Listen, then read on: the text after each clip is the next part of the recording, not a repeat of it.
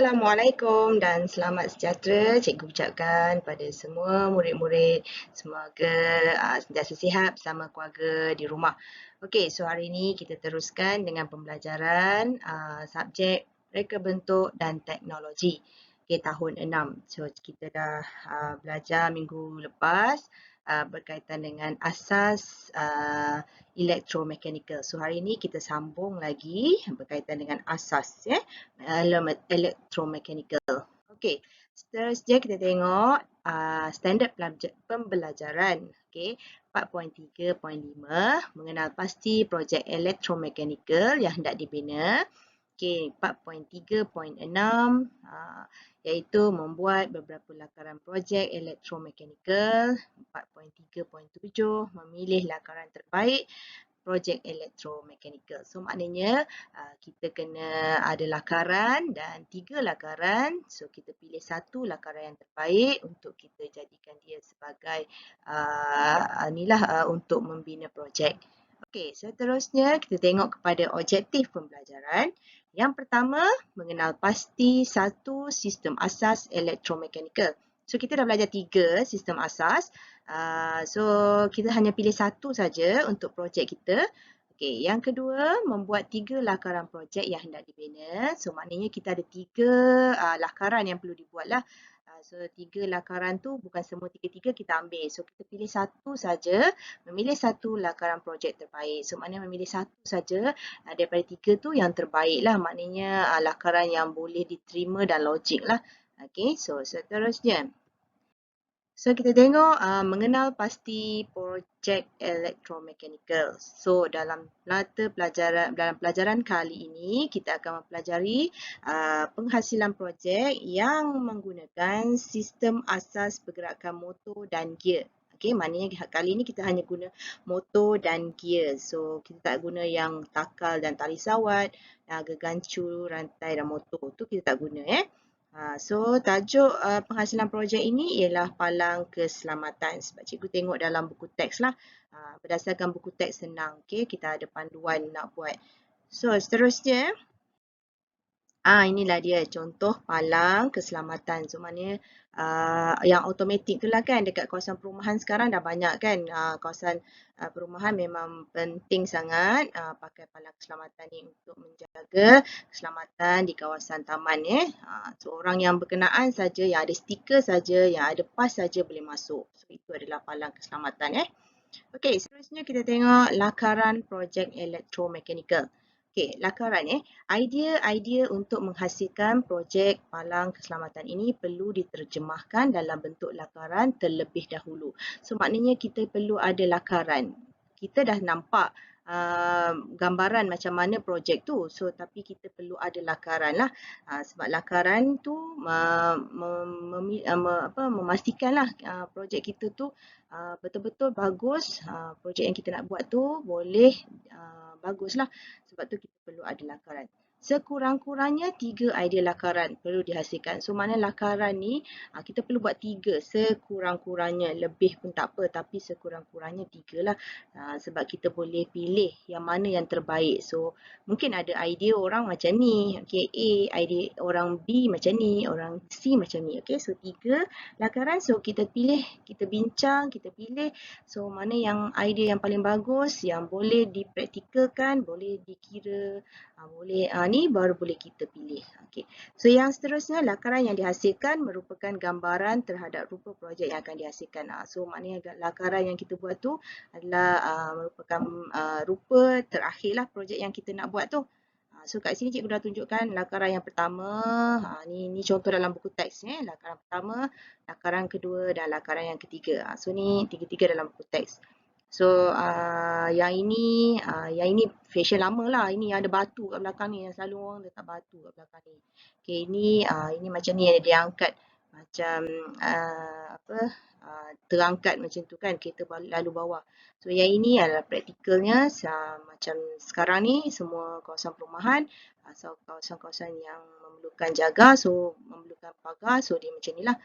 Okay, so kita teruskan yang seterusnya. Okay, lakaran projek elektromekanikal. Semasa membuat lakaran, pastikan ia pastikan ia jelas dan mudah difahami. Okey, semasa buat lakaran tu, lakaran kamu tu mesti jelas dan mudah difahami. Okey, lakaran yang dihasilkan merupakan panduan awal untuk menghasilkan projek. Okey, so maknanya lakaran yang dihasilkan tu merupakan panduan awal untuk menghasilkan projek lah. Okey, yang tiga, lakaran dihasilkan perlulah bertepatan dengan tema. Okey, tema kita apa? So tadi logik dan mudah dihasilkan, menarik dan kreatif. Okey, ketiga-tiga ni maknanya perlu menepatilah setiap lakaran kita tu. Okey, seterusnya.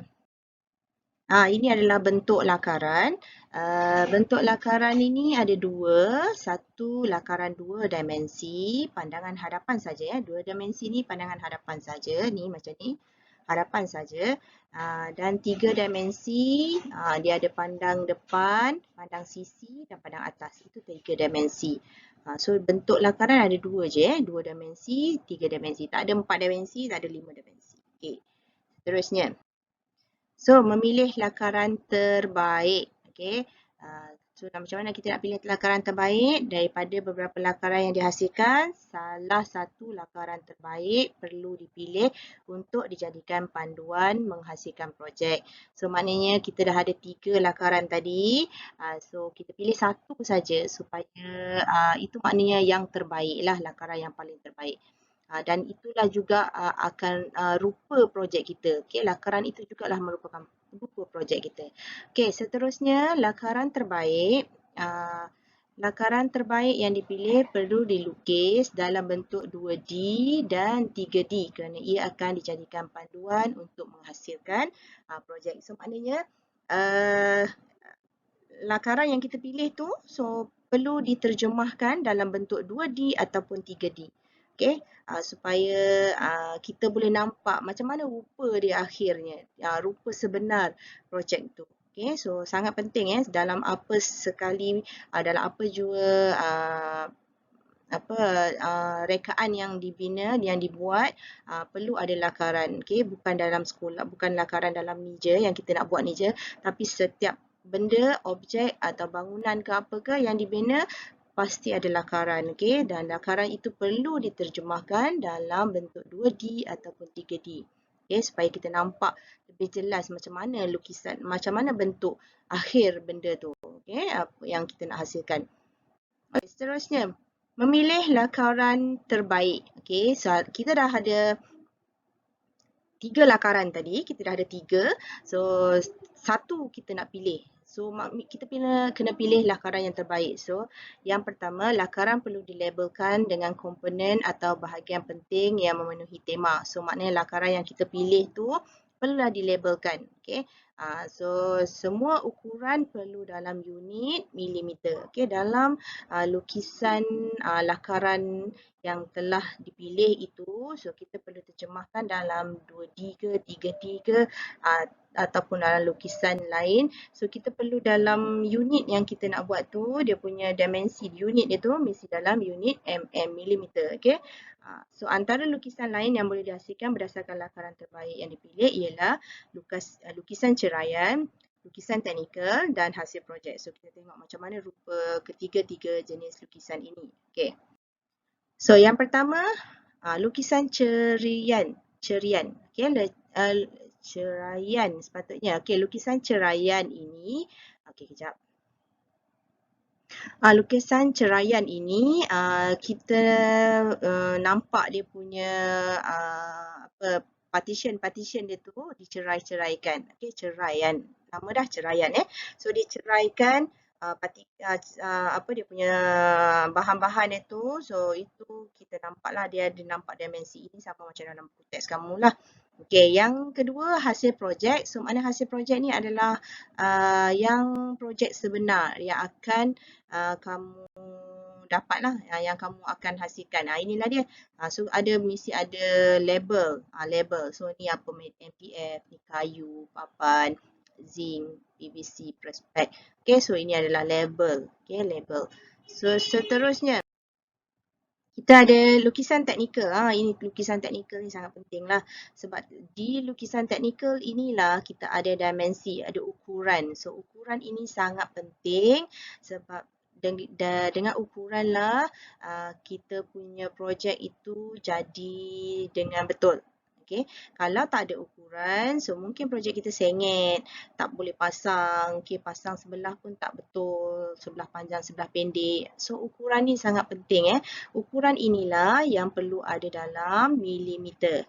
Okay, mm lah. So sebab tu kita panggil lukisan teknikal. So lukisan teknikal ni sangat penting. So ini selalunya memang akan ada lah. Kita akan guna selalunya kalau dalam kejuruteraan pun dia akan pakai lukisan teknikal. Okay, untuk melukis sesuatu plan bangunan, so kita ada plan teknikal. Plan teknikal ni lah dirujuk yang digunakan untuk buat rujukan nak bina bangunan tu. Okay, so salah ukuran, salah lah kita buat benda tu. Okay, barang ke, salah lah kita buat bangunan tu. Okay, so sebab tu lukisan dimensi, kita panggil dia dimensi. Ni unit ini adalah dimensi, dimensi ini, unit ini perlu tepat. Okay, perlu tepat. Kalau sikit lari tu mungkin tak apalah, tapi kalau lari banyak memang masalah. Okay, so kita tengok seterusnya. Okay, so kita uji minda kita. So kita dah tengok tadi memilih lakaran. Kita nak pilih lakaran tadi. So dah pilih tu kita perlu buat apa? Okay, so soalan yang pertama, berapakah idea lakaran yang perlu dihasilkan? Okay, so kita tengok tadi kita dah belajar berapa idea lakaran yang perlu dihasilkan. Okay, berapa? 2, 3, 4. So berapa? Kita tengok jawapan dia kan. So jawapan dia adalah 3 lakaran. So kita perlu ada 3 lakaran. Lakaran ni sangat penting tau. Sebab lakaran ni lah menentukan kita punya projek akhir macam mana. Okay. Kalau kita pilih salah lakaran lah, salah lah projek akhir kita. Okay. So sangat penting. Okay, soalan yang kedua. Kita tengok soalan kedua. Lakaran projek boleh dihasilkan dalam berapa bentuk? Berapa bentuk? Tadi kita dah belajar dah. Ada bentuk. Ada bentuk yang boleh dihasilkan lakaran projek ni. Okey, berapa bentuk?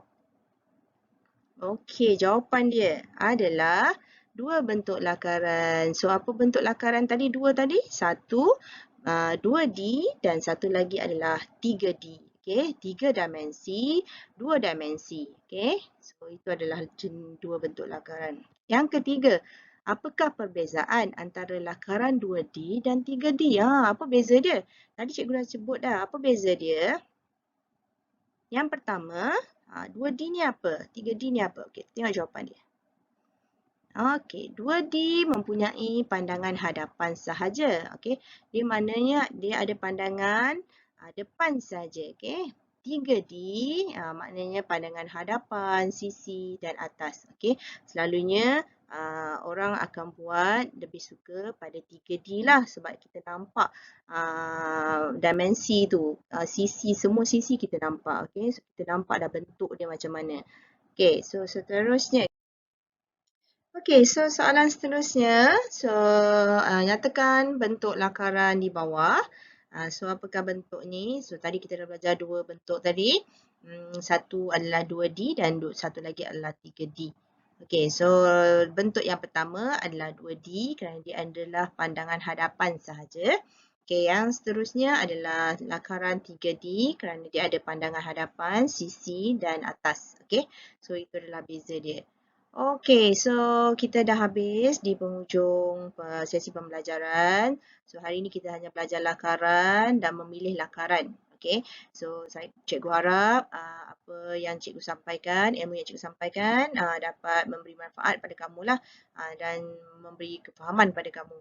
So sampai di sini saja. Semoga kita berjumpa lagi dalam sesi pembelajaran yang akan datang. Okey, so selamat istirahat bersama keluarga di rumah, jaga jarak, jaga kesihatan. Okey. Okey, so jumpa lagi pada sesi yang akan datang. Okey, bye-bye. Jumpa lagi. Bye. Okey, bye.